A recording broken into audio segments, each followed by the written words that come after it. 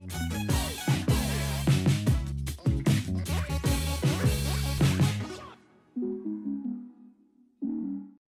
everyone, today I'm here with Raphael Levy. Hello, how it's going? What's up? So I think you top-aided the Strixhaven Championship with Magda Gruul, which you were championing for the last couple of months. We actually made a video together with this deck before, but the deck changed a lot. So before we do any matches, maybe you wanna tell people how did you arrive to this build? So I did indeed top 8 the last tournament, Strixhaven Championship. Went 6-1 in historic and 6-2 in standard. And yeah, standard played a big part in the tournament, and it's always a little sad not to hear about standard when like the top 8 is historic, so we only hear about just high turns. But the standard part was like took a big part in the tournament, and that's what I played. Unfortunately, the second player playing this deck only made top 32, so it didn't make the splash I expected to make.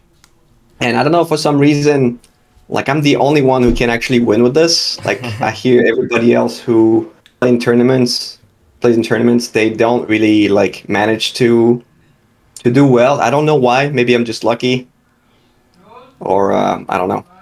Anyway, I think this deck is still great, and this is the version I ended up with. So the difference with last time, the biggest difference is the mana base, which could be exactly the same. It kind of looks exactly the same, but it's a little different. So let me tell you about it. So before the tournament, we well, I had one of the Mythos of Vadrock in the sideboard, and I was playtesting with the CFB team with Reed, Kai, LSV, Nassif, and others. Mm-hmm. And I offered like, look, like we have mountains and forests in the main deck. Why don't we play like the pathways, just to have a chance to choose the blue and use the kicker of this card of the Mythos? Mm-hmm. Yeah, so I suggested that we change the meta base a little bit so we could like splash the kicker of the Mythos, which like in some very corner case scenarios you'd be able to make creatures not block. Like it doesn't change anything in the main if you add like the blue-red pathways, the blue-green pathways, and like maybe some of the green-white pathways. Like it doesn't hurt the main deck unless you're playing against Field of Ruins, against a bunch of Field of Ruins, but that doesn't happen in standard. Or maybe you have Archon of Emeria, but this card does not really exist in the current metagame. And I realized, well, you know, might as well just play some relevant sideboard cards. Why not? Like we can't play the pathways in the main deck. You don't really want to play them as blue mana, as blue lands. But in the sideboard, why not? If it's something really impactful. And I thought, so what are the cards that I really care about in this deck? So in Sultai, I care about the Sweepers. I care about Extinction Event, Shadow's Verdict. Sorry about that. Ultimatum and Gargaroth. So all these cards you can't really like deal with red spells or with green spells, and you can't also, you know, Gargaroth in play is hard to kill for green-red. And the card that answered all of these is just the Disdainful Stroke. It's just so good against Sweepers, and it's good against Elder Gargaroth. So it's really the silver bullet against Sultai. Mm-hmm. It also ended up being really good against one of the matchups I have a really hard time dealing with, is Timur Luka. And being able to just counter Luka is just great. It's just a way to not die to a coma. Why are you not playing like more strokes if it's so good? You just think that 2 is the right number? I think 2, yeah, you don't want too many. I think you still need the creature count. You could play 3, I think it's between 2 and 3. I could see 3 being right. I don't really want to draw too many either, you just need 1. Your deck is already good against Sultai. So maybe adding 1 might actually decrease your chances. I don't know exactly, like, I haven't played enough games. You have to play an insane amount of games to to see if 3 is better than 2. I thought that 2 was the good number, maybe 3 is better, but it's definitely a very good addition. It's kind of free because you have like 20 or 19 sources of blue in the main. That sounds insane. It's like 20, really? Yes, 20. If 4 pathways, no, 8 pathways, the whole of Oracles actually does something now. Like more than just pumping, just gives you the blue mana. So that's 9. You have 3 dragons, 12.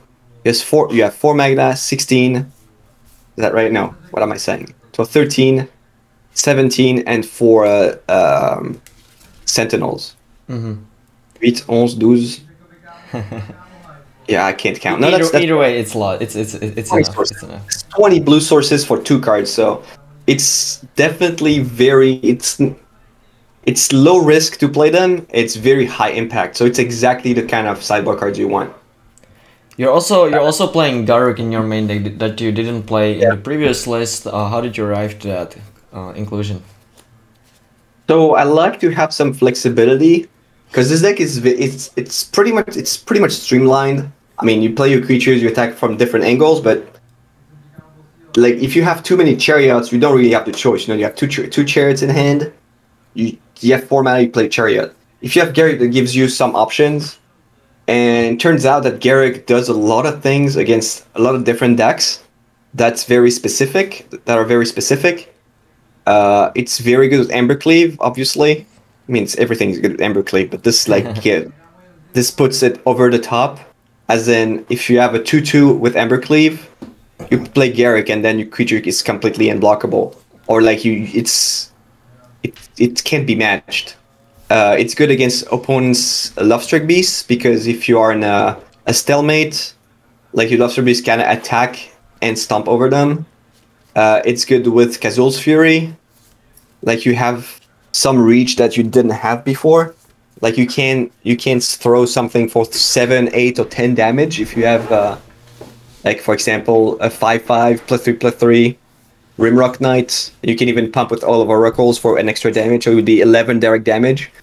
That's like the extra 3 is actually matters quite a lot. The 3/3 beast is like fine, and against Sultai, so a lot of my teammates, they decided to play Questing Beast over it, and I actively dislike Questing Beast because it's not the format with Teferis, with Nissas, and stuff like that. The Planeswalkers are not really a problem. They only played it for the haste part. But Garruk is kind of the same. It's kind of haste because giving +3 is like 3 damage right away. But the problem is with Questing Beast, it's so easily answered. Like if they have Heartless Act, they kill it right away. It doesn't do anything. If they have Extinction Event, they just kill it on their turn. So that's I don't think Questing Beast is high impact enough. So if you have Garruk, a bunch of creatures, Chariot, they don't have one card that answer them all. And Garruk on the play on turn 3 is just game against Sultai. They can't beat it. They have Binding, but if they Binding, they still have the creatures in play, so they still take a bunch of damage. So I think it's a very, very, very strong card. You take it out often in a lot of matchups because it's very good in game 1, and it's really key against Sultai even after board. All right, let's go into the games. The deck seems awesome, so I'm curious how it's gonna go. So I played until yesterday. I had I was on 32 wins and 2 losses, and then I played some historic, and I kind of tanked my I played Marvel. That deck is not real. Don't play that. I kind of tanked my ranking, so now we're pretty low again. But yeah, I love playing this deck, and it seems like it only loves me back. It doesn't love anybody else's back. Anybody else back. You're kind of a master of these I don't know, small creatures type of weird decks. So maybe you're just playing better than the other people. This is my thing, yeah. So we're playing against what? Against Lures That's Rogues. This hand is not great, but I think it's okay. We're gonna keep it. You have 3 Oxes in your sideboard, right? Which should be 3 Oxes. Yeah. In before I had only 2. For a while I had only 2, and they played against LSV for a few games before the tournament. And turns out I needed the I needed the extra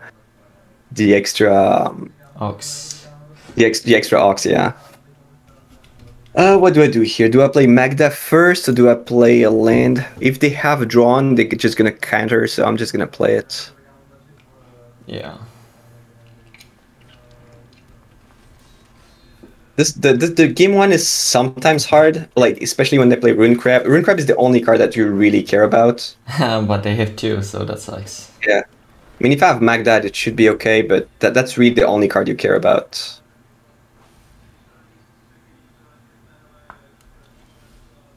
Ooh.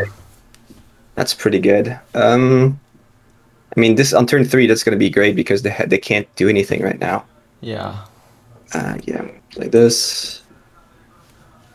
Garruk is sweet. I like Garruk. Yeah, Garruk is indeed sweet. I was always kind of surprised that it just didn't see any play at all. Like, I don't think it's busted or anything, but it just seems like a reasonable card, but it just like didn't really see play.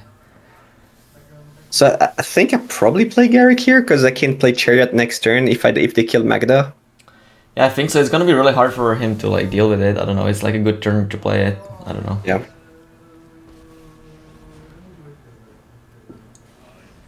Also, Magda can attack into the crabs next turn, so that's actually pretty relevant. Yeah, we can see the... Oh, what does it do again? Yep. That's annoying. Yeah, this was great in like in all the green deck, the mono green decks. Like there were a pair of Garruks, and every time I play against that card, it just wrecked me. So I was like, why don't I play that card? That card is actually great.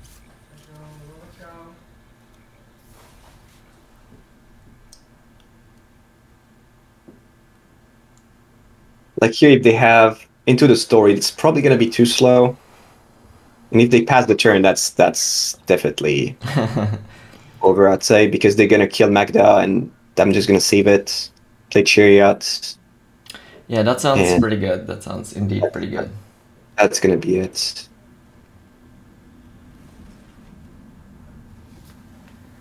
Maybe they play a 1/1 Death Touch, but that's not gonna be even gonna be that bad because we have Embercleave. Maybe he has that plus another interaction, which could be potentially annoying. I don't know. Like they can't play 2. Yeah, that's probably GG. The one-off whale doing wonders again. You played it as a one-off in your sideboard in the previous version, or at least the version that we talked about, but now you played main deck. It was pretty good here. So what do we do here? Do we Embercleave or do we play the Chariot? If we Embercleave, that's like what? That's almost 20 damage? 17, I think. 14, 19 damage. They have to deal with both. Is it 19? It's 14 plus 3, right? For is yeah, but they're on 3. It's 3 and 1 is about the same. That's true. Yeah, I mean, this is gonna be. Yeah, I guess that's good. Let's just Embercleave, I think. Take advantage of the like everything is trample now. The 4 plus Garruk. That's a lot of pressure. He might just concede. Yeah. Like they need to kill both of them. It's still possible. They need to kill both of them, deal with the 3/3, the Chariot. That's gonna be rough. I mean, can they no, they can't mill me. And they definitely don't have any blockers. Well, maybe they do, but they don't do anything. Okay, so I'm gonna pump this guy. Do I need... Yeah, pump this guy. Good game. We got the good game, so I don't know what that means. That's usually a good sign. Yeah. Sometimes not. It's either a very good sign or a sign that you're gonna be annoyed. So this is how I sideboard against rogues. Board out like 2 Embercleaves and 1 dragon. They board in like a lot more removal. And with the Oxen, you don't really want to have too many dragons. Is the Mythos bad? Mythos is okay. It's just like it's a little expensive. I don't mind the Mythos, but I'd rather I'm just asking. I don't really know. Right. okay, it's okay. Sometimes I know at the beginning I boarded it in. It's maybe better than a dragon on the draw. Like this is usually how it's sideboard, but I could see a Mythos instead of a dragon in that matchup. Just to lower the curve a little bit because we have the Oxen. It doesn't actually kill that many creatures, but yeah. Could kill a 2/3 flyer.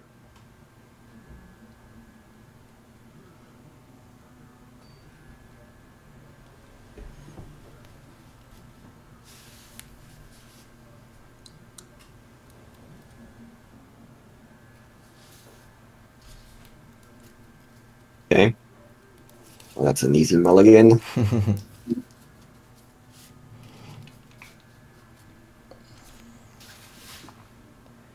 That's a much better hand. Probably just cut one of them on the green lands. Yeah. So one of the reasons they didn't want to play the pathways is that it's not going to be worth anything because, like, it's going to be more taxing mentally to not misclick. Like if you put the blue mana instead of the red mana, that can be a disaster. And that's one of the reasons they did not want to play it. That seems like a pretty weird reason to not play something, but I mean that was their reason. I could see why, but I thought, yeah, well, you know what's the PT? I'm gonna do it the right way. So they did end up playing this deck as well, right? So Reed played it and didn't make day 2. Nassif played it and not make day 2. Kai and Andrew played it. They made day 2, but they I think Andrew top 32. Then Kai played like 3 bad matchups in a row at the end. What are the bad matchups for this deck? So I would say Timur Luka is the worst. Then Cycling is probably average bad. Naya is average. And then you have a lot of good matchups, so I don't know. The thing is, I played so much with this deck and I won so much with it that I don't really know why, like what's bad. So another Magda, see how that goes. We're gonna die as well. They haven't started to... Okay, cool. To mill us, so I guess that's also fine. So in the meantime, like since the beginning, when I started playing this deck, I had to put stops everywhere. They fixed it. So now even at the oh, I didn't know that. That's cool. Yeah, at the end of the turn, I can just... Yeah, because for people who don't know, before Arena didn't realize that you actually have access to all of this mana with Sentinel and Magda, and you just pass the turn even though you actually had a card that you could play. No, like even if you just wanted to make a treasure, if you don't have anything to do... Yeah. I can block here. Yeah, there's nothing that punches me here. Oh, we'll see. We'll see soon enough. No, nothing punches me. See, like here, I don't have anything to play, but still ask me if I want to do something. And I didn't put a stop or anything. In the beginning, you had to put the stop. Are they gonna kill Magda here?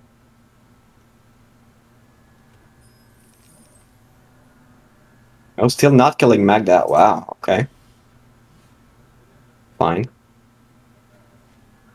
Well, I'm gonna play this guy then. Oh, wait. Do you think you're gonna win this game? Do I think I'm gonna win this game? Yeah, like if you had to guess.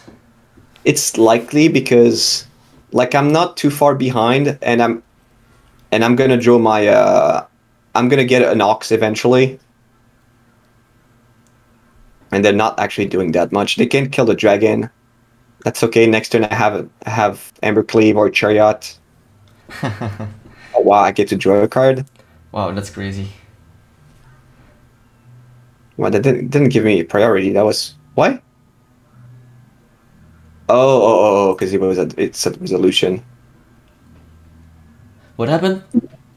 No, nothing. Here's when opponent draws a card. It's not resolution that I get to draw a card. It's not. Right? Draws a card.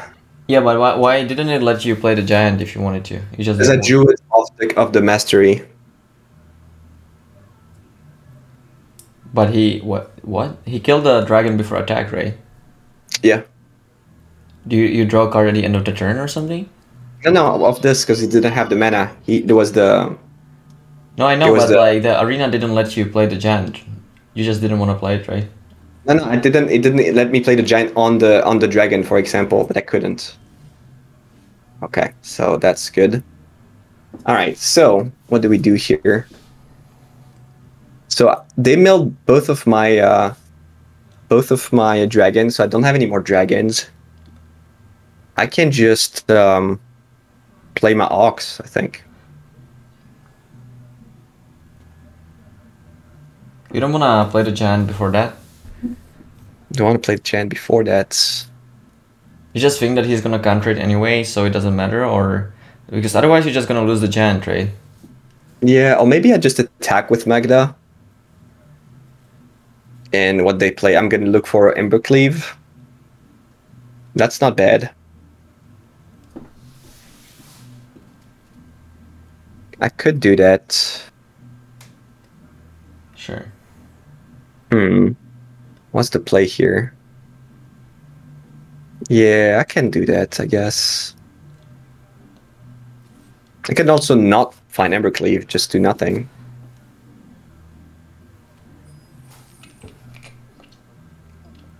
What do you mean by Embercleave? You have Smashing in your hand, not Embercleave, right?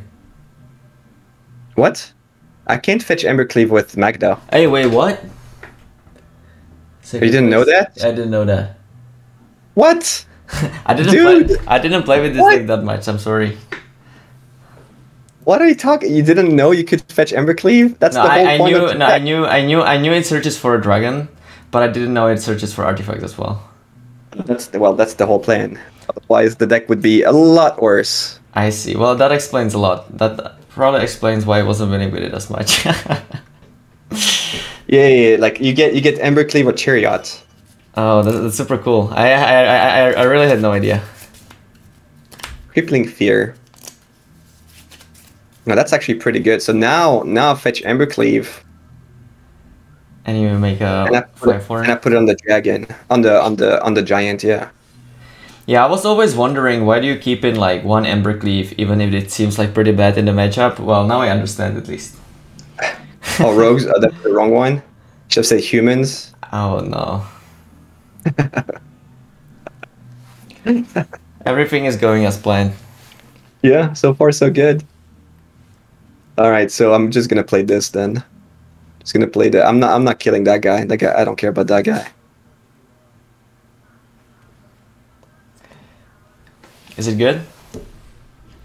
Drawing 3 cards. I like it. Oh well. You should have probably tapped better. Yeah. Should have tapped better. You should have tapped better. I know. Nice. Thank you. Well, I don't think it's gonna matter that much, but yeah, I don't think so either.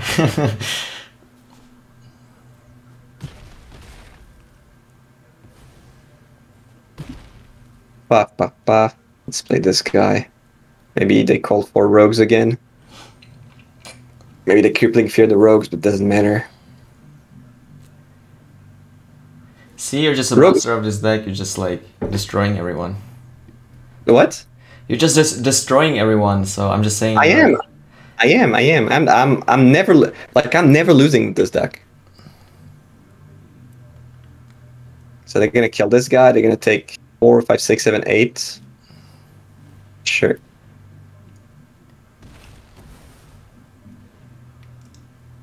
Play the blocker.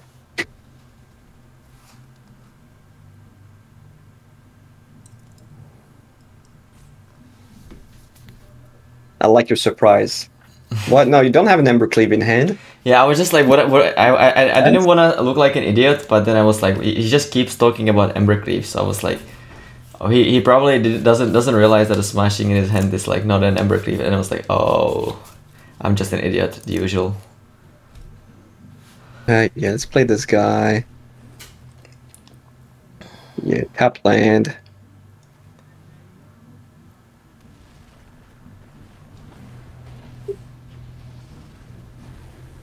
Yeah, we should be fine here.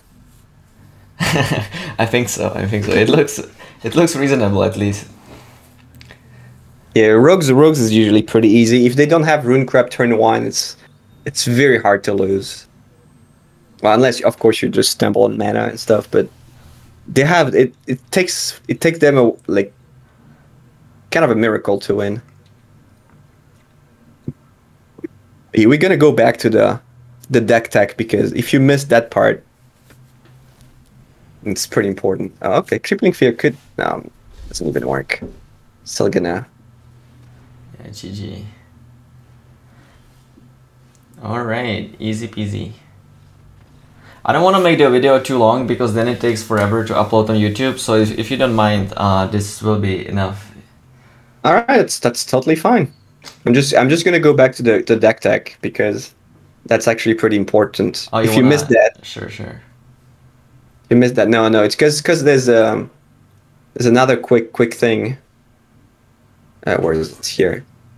So there are a few other options that you can fetch with Magda. That's why I always have an Ember Cleave. That's why mostly if I sideboard dragons out, I usually leave one in, just as a Magda target. And Shard is great. For a while, I had one Great Henge, and Great Henge was a Magda target as well. But in the end, I ended up cutting it because sometimes you had like games where it was very hard to evaluate because it was either great, like you have Beast on turn 3, Henge on turn 4, and you just go off. Sometimes you had it in your hand and you like it was just a dead card. It was very hard to evaluate, and in the end, like it was very high variance. It was super good or super bad. So I ended up like cutting it for a Garrick, which is mostly super good, as you've seen in game 1. Yeah, it looked pretty good, not gonna lie. And that's it. All right. Thanks for spending some time with me playing your favorite deck. If you guys like the video, please click on the like and subscribe button, and I'll see you next time. Bye. Bye.